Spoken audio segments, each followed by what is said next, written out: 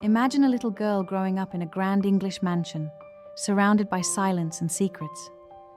Her father, the most famous and scandalous poet of his time, Lord Byron, abandoned her before she was even 2 months old.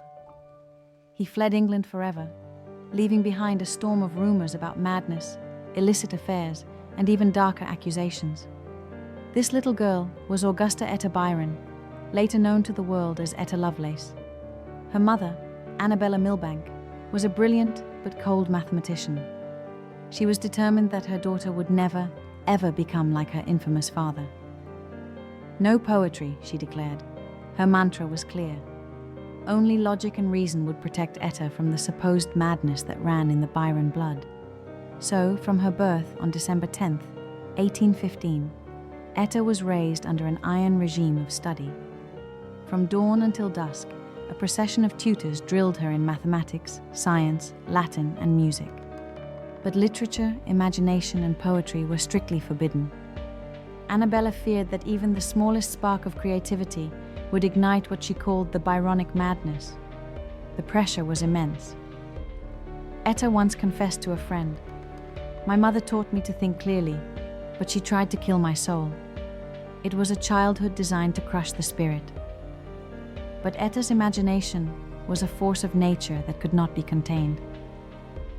During her childhood, Etta was often bedridden for years at a time due to severe illnesses.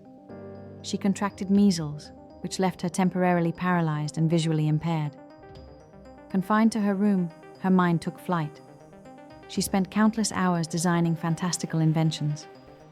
At just 12 years old, she immersed herself in the study of birds, creating detailed anatomical drawings.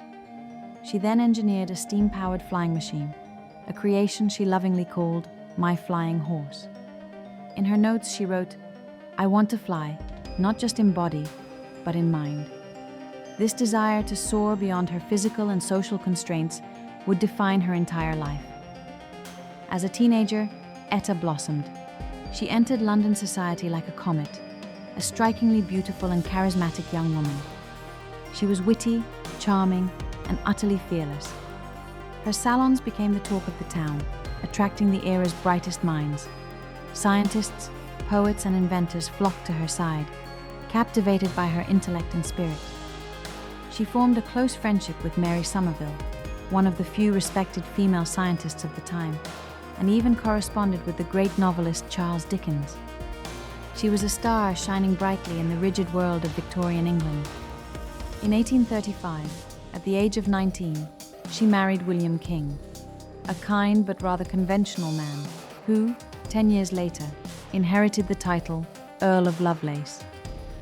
This is how Augusta Etta Byron became the Countess of Lovelace. They had 3 children in rapid succession, Byron in 1836, Annabella in 1837, and Ralph in 1839. Etta adored her children, but motherhood was a difficult and often painful experience for her. She suffered from constant pain, debilitating mood swings, and a host of mysterious illnesses. These were likely made worse by the opium-based laudanum she was prescribed for pain relief, a common but dangerous practice at the time. Her letters from this period are heartbreaking. She wrote of feeling trapped, torn between her duties as a wife and mother, and the burning intellectual hunger that gnawed at her soul. She longed for a world that would value her mind as much as her role in the home. Beneath the polished facade of a Victorian countess, Etta hid deeper, more dangerous struggles. She developed a consuming passion for horse racing and gambling. Convinced that her mathematical genius could conquer the laws of chance, she devised elaborate betting systems. She even formed a secret syndicate with a couple of male friends to place large bets. For years, she rode a roller coaster of winning and losing fortunes, borrowing money from questionable sources, and desperately hiding her mounting debts from her husband. The constant stress took a severe toll on her physical and mental health, leading to crippling depression, anxiety, and a worsening of her chronic illnesses. There were also whispers of romantic intrigue. Some historians suggest she formed intense emotional and possibly romantic attachments to some of her male friends, like the mathematician Augustus de Morgan or the eccentric inventor Andrew Cross. While nothing was ever proven, These rumors paint a picture of a woman desperate for intellectual and emotional connection, something she perhaps found lacking in her conventional marriage. Etta lived in a state of constant tension, a woman torn between societal expectations, family duty, forbidden passions, and a brilliant mind that simply refused to be silent. And then, in 1833, when she was just 17, everything changed. At a high society party, Etta was introduced to a man who would alter the course of her life, and, in many ways, the course of history. His name was Charles Babbage, an eccentric genius and inventor. That evening, he demonstrated his miraculous new creation, the difference engine, a massive, intricate calculating machine made of brass and steel. While others saw a clever curiosity, a complex clockwork device, Etta saw something more. She saw the future. She was utterly spellbound. In the whirring gears and clicking levers of Babbage's machine, she saw a path to unite her two worlds, the world of cold, hard logic she was raised in, and the world of poetry and imagination that was her birthright. She saw a way to fuse mathematics and creativity into something entirely new, something the world had never seen before. This meeting was the spark that ignited her true genius. Etta began a lifelong correspondence and collaboration with Babbage. He was impressed by her quick grasp of his complex ideas, calling her the Enchantress of number. While Babbage focused on his new, even more ambitious project, the Analytical Engine, Etta delved deeper into its potential. The Analytical Engine was a revolutionary concept, a general-purpose computer that could be programmed with punch cards. It was the mechanical ancestor of every computer we use today. In 1843, Etta was asked to translate an Italian engineer's article about the Analytical Engine.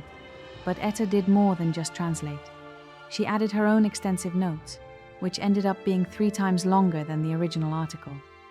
And it is in these notes, specifically Note G, that she made her most profound contribution.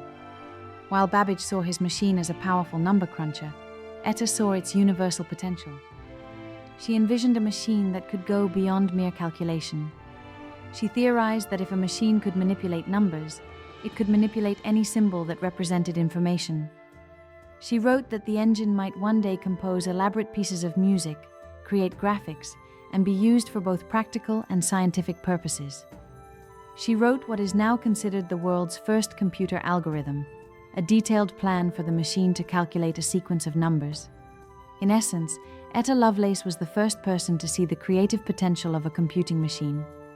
She was the first to understand that a computer could be a partner in human creativity, a tool to extend the power of the imagination.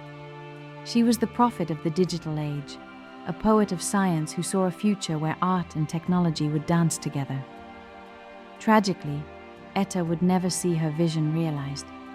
Her health continued to decline. She was in constant pain, battling uterine cancer. Her final years were agonizing, and her relationship with her mother, Annabella, became even more fraught. Annabella took control of Etta's life, isolating her from her friends and forcing her into a confession about her gambling and alleged affairs. Ada Lovelace died on November 27, 1852, at the age of just 36, the same age as her father, Lord Byron. At her request, she was buried beside him in the Byron family vault, a final, poignant act of rebellion and reconciliation, uniting the daughter of logic with the father of poetry. For over a century, her contributions were largely forgotten. She was remembered merely as an associate of Babbage or as Byron's eccentric daughter. But in the 1950s, with the dawn of the computer age, her notes were rediscovered. Scientists and historians were stunned. Here, in the writings of a Victorian woman, was the blueprint for the modern world. Today, Ada Lovelace is celebrated as a visionary.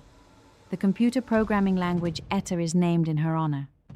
Every year, Ada Lovelace Day is celebrated to recognize the achievements of women in science, technology, engineering, and math. She was a woman who turned the pain of illness, the weight of expectation, and the fire of forbidden imagination into a vision that outlived her by centuries. She showed that the greatest innovations often come from those society tries to silence. So the next time you ask an AI to write a poem, generate a song, or dream up something impossible, pause for a moment and remember the poet's daughter, who first believed machines could dream with us. Ada Lovelace didn't just foresee the future, she helped invent it. And her story reminds us that anyone, no matter their background, struggles, or era, can reach across time and change the world. Thank you for walking this full journey with Ada, from a lonely child dreaming of flight, through personal storms and mathematical breakthroughs, to the enduring light she cast on our digital age. Her impossible vision became our everyday reality. If this story inspired you, keep exploring the hidden heroes of history, because the next revolutionary idea might be yours.